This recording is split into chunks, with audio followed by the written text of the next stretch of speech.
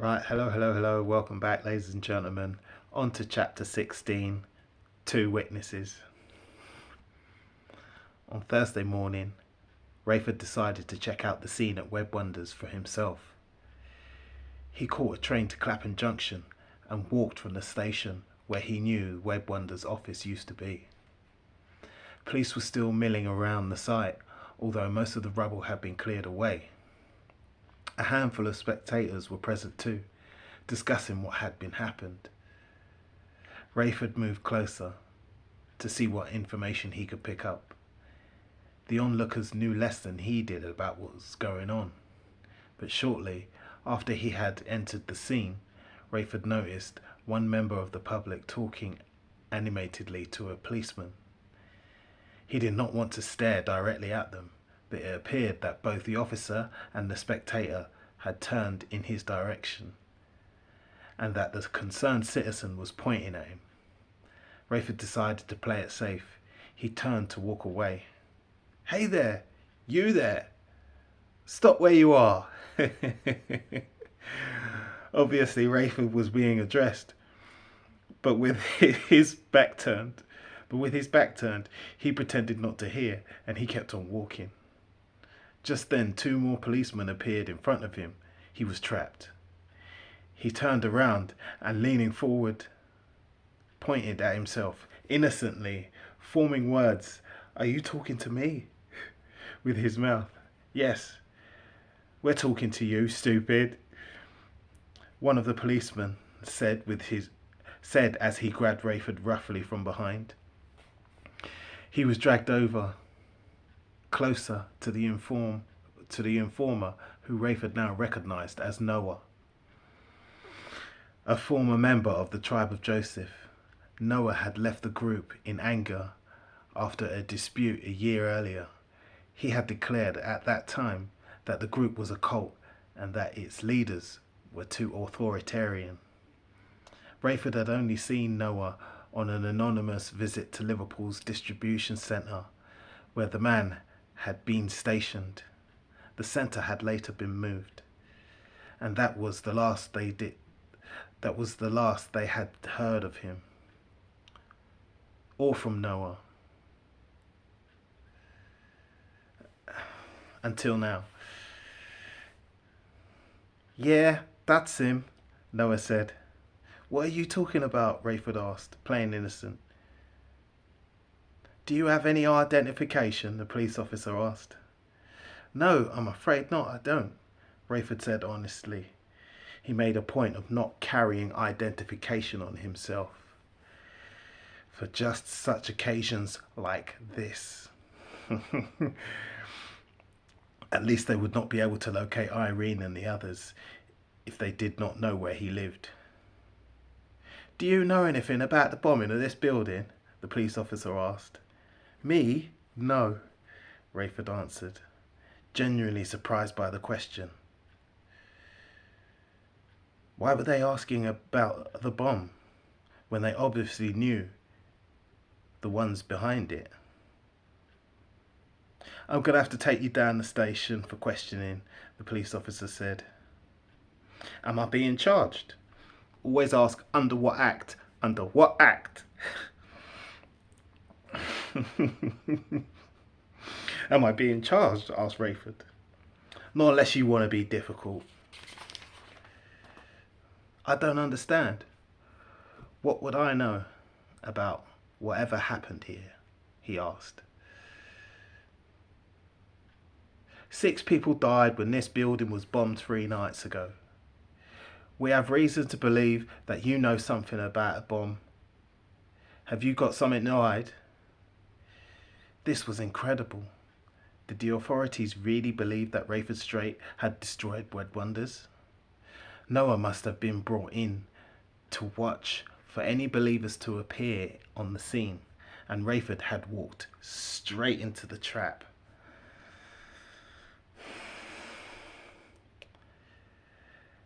There was so much that did not make sense. The police apparently did not have his address, which should have been on records at Web Wonders, And if there was another office elsewhere, they must have not known about that either. Otherwise, they would have been able to access his files from there. Rayford himself was in big trouble, but at least the location of Neville and Mary's flat must not have been compromised. "In the car, scumbag," one of the policemen ordered. And he kneed Rayford in the back. "Hey, take it easy," he protested as he fell to the ground and turned to rub his sore back. "This ain't the movies, chum," the police officer responded. "Just do what I tell you." No. It happened again. But there had been no warning this time. Rayford did not even feel particularly angry. The word just came out of his mouth. And he sat on the ground looking up as he spoke the word "no." A ball of fire reached out and enveloped all three police officers.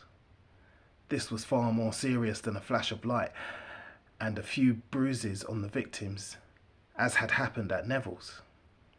Rayford could see that he was in big trouble if he didn't move quickly.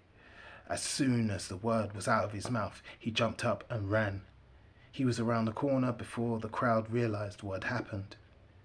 And even then, they were not inclined to chase after a man who could breathe fire. Two other policemen on the scene rushed to put out the flames on the other. Two other policemen rushed to put out the flames on their partners, but it was too late. 3 police officers had been killed by the mad bomber.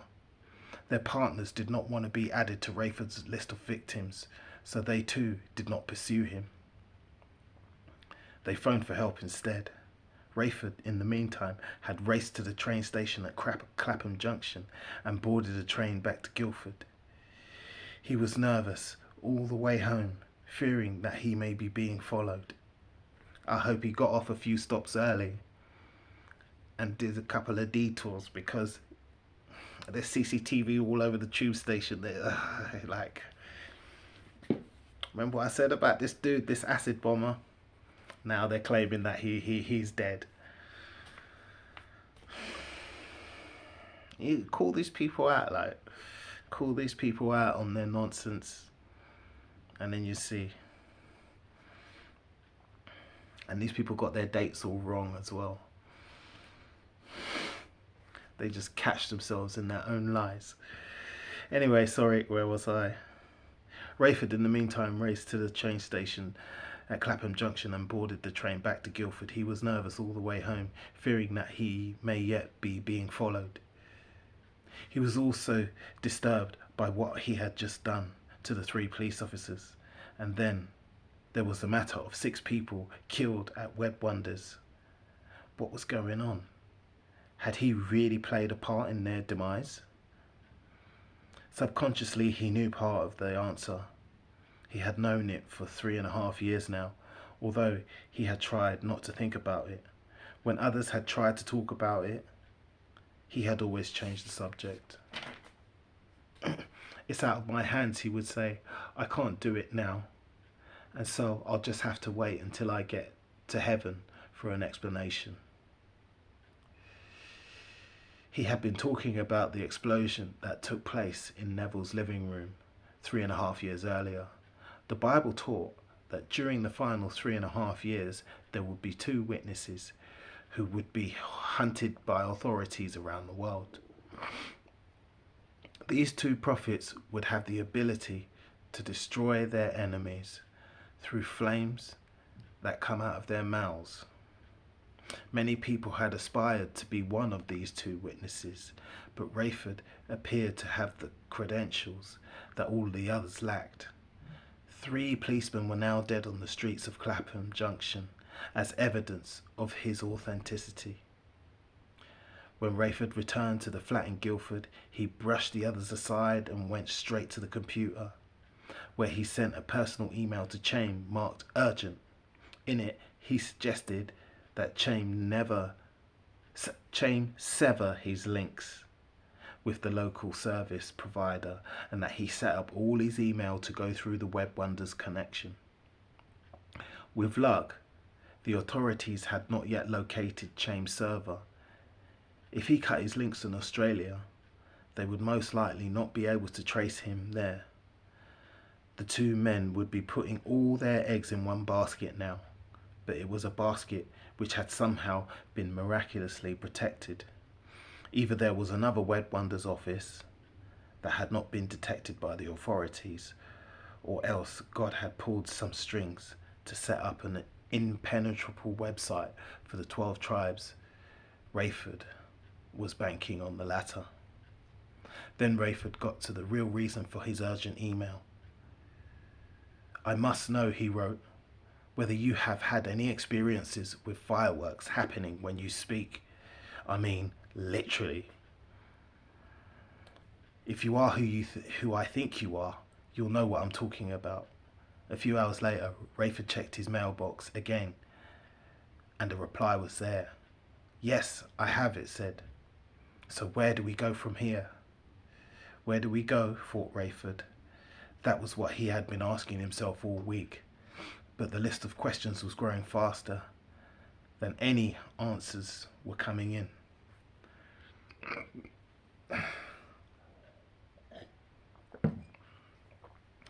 Nevertheless, if he and Chaim really were the two witnesses, then they were not likely to be captured immediately. According to the Bible, they had the best part of 3.5 years.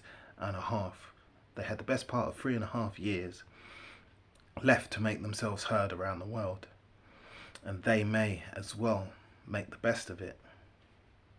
The strange thing, as Rayford thought about it, was that so many people had aspired to play such a role.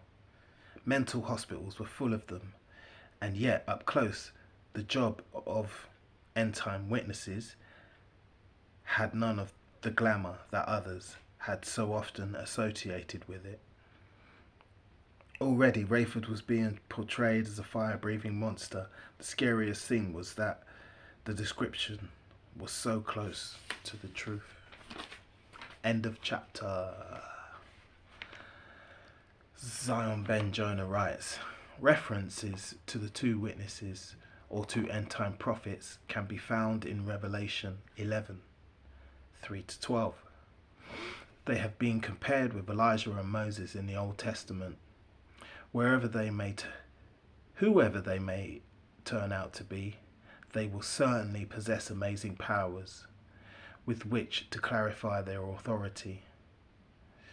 The Revelation says that these two men will prophesy to the world for the final 1,260 days, 3.5 years, or 42 months, of the final 7 years before Jesus returns.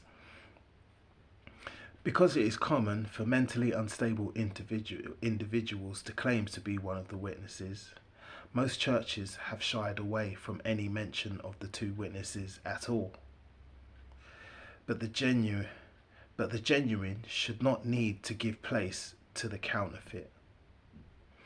With or without mental patience, there will be two end-time prophets declaring truth to the world.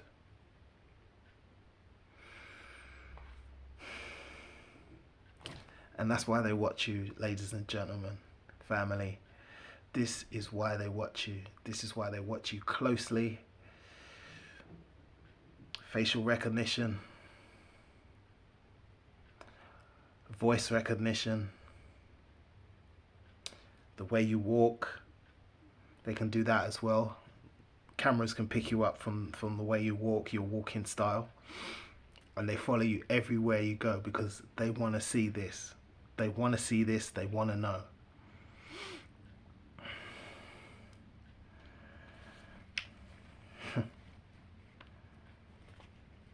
You better believe if you've changed your life and you're of the family, or you're of the family and you've been in these scriptures all your life, they're watching you closely.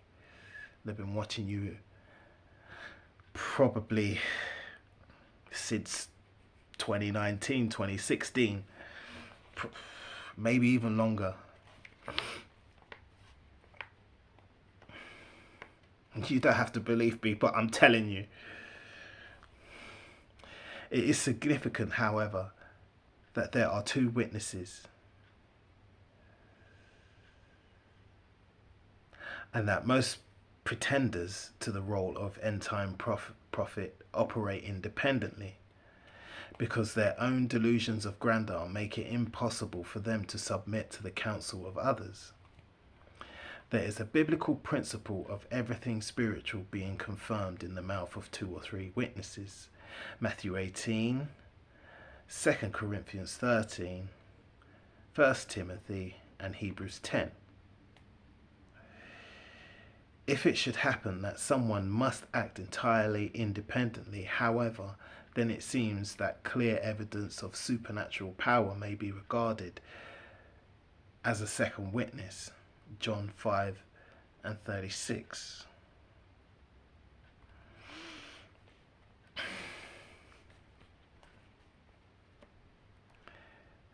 There is biblical principle of everything spiritual being confirmed in the mouth of 2 or 3 witnesses. If it should happen that someone must act entirely independently, however, then it seems that clear evidence of supernatural power may be regarded as a second witness. I mean, this guy, he assumes that it's going to be literally 2 people. But why can't it be 2 groups of people? Why can't it be? And I'm sure it will be.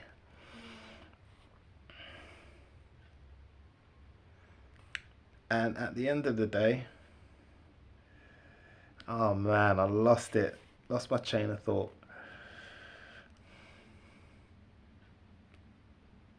Submit counsel to others.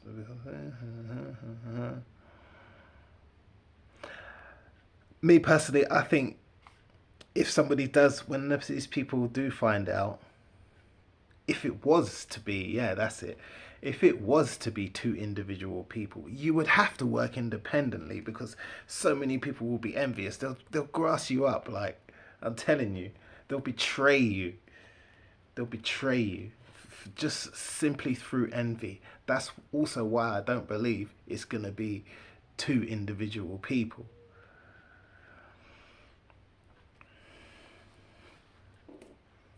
Especially if they have to survive the next 3.5 years after the fact that they've already revealed themselves. No, it's not going to be like that. Like I say, people, always go and read it for yourself. Do never take the word of someone else. You know, always stick to the actual words in the book, and stick to King James, please.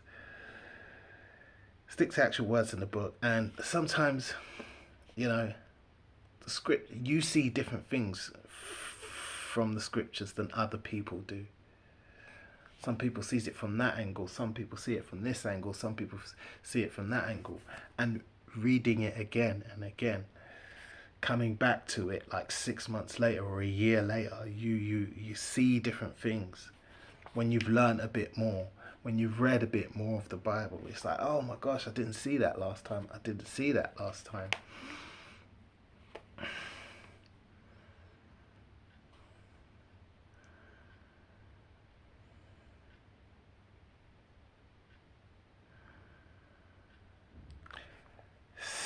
So, reading this chapter is just, it just reminds me of, like I say, I keep having, like, last year was mad for me. It was mad.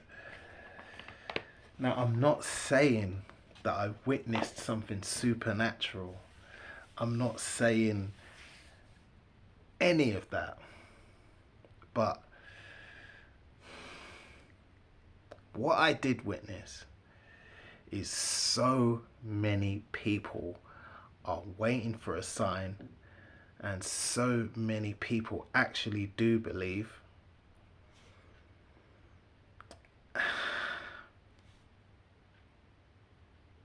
And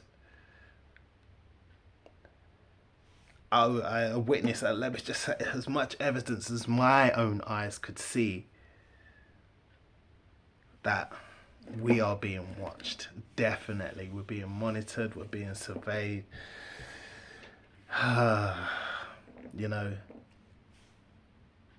if you're in the United States, like the Patriot Act, that was just like, you know,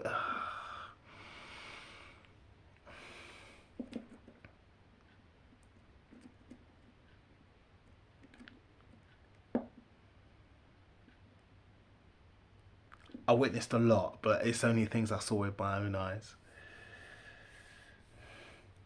I did something that I didn't even realize I was doing, and I did something which I knew exactly what I was doing, and the reaction from that was just like one like crazy 10 days of my life. Like, it was just mad.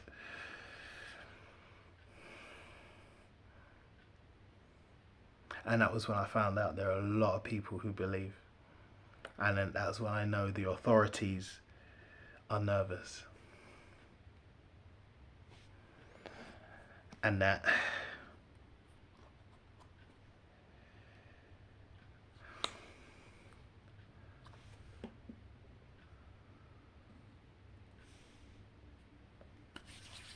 if they are convinced, if they are suspicious, if they think even a hint that this stuff has begun, they'll be all over you. They will be all over you.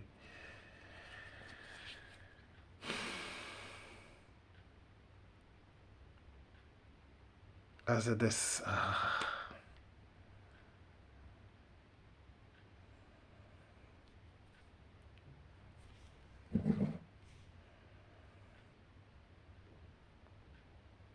this is mad, man.